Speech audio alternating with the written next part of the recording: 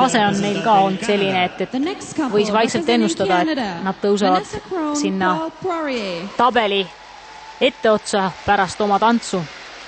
Enne kui veel näeme olümpiavõitjad Tessa Vötšo, Scott Moiri, Kanada teine paar, Kanada meistrivõistluste hõbedane paar, 19-aastane Vanessa Kroon ja 18-aastane Paul Poirier. Olümpiamängudel olid nad 14. mullu maailmameistrivõistlustel 12.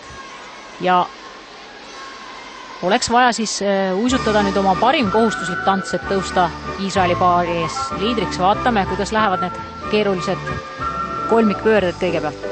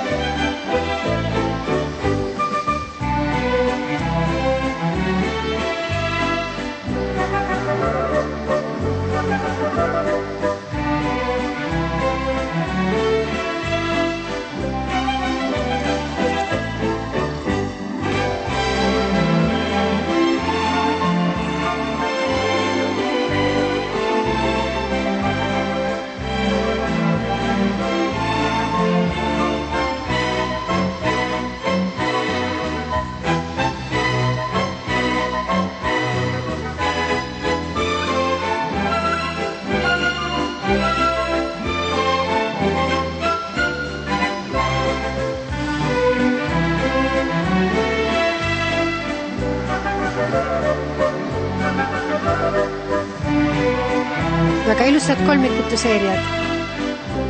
Kõik täpselt muusikas ja kanadalased on tuntud oma väga hea uisu kasutamise poolest.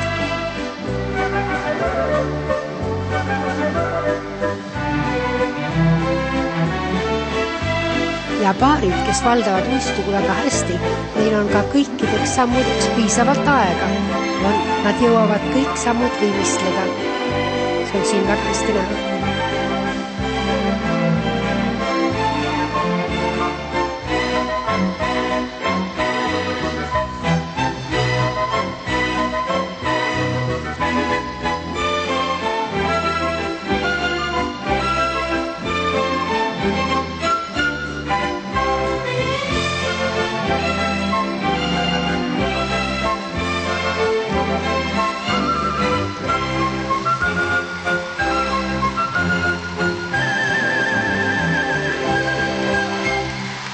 Nii et valsi aktsendid olid väga hästi paigas ja nagu me nägime, kleit on lühem, et ta jääks jalgu. Siin on väga hästi valitud, mitte nii ultrapikk, et võib takistada sõitu või jääda partnerile jalgu.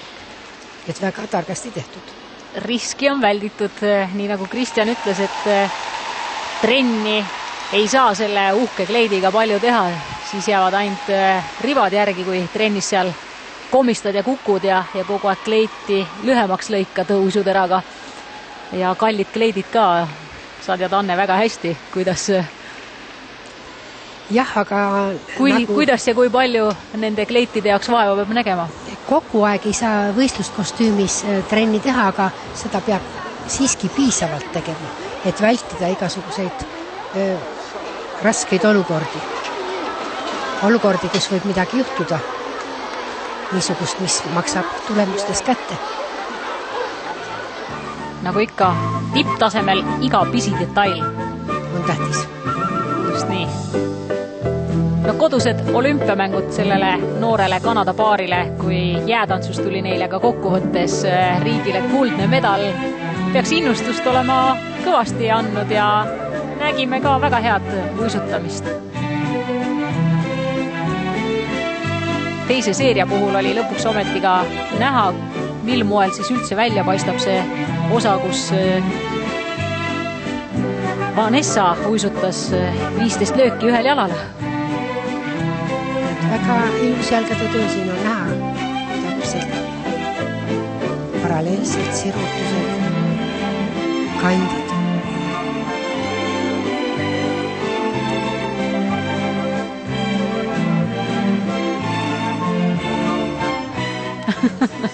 jälgisid ise ka suure hoolega neid kordusi, et kas kõik oli ikka nii nagu planeeritud ja treeningutel esitatud. 33,32 punkti saab Kanada paar ja see on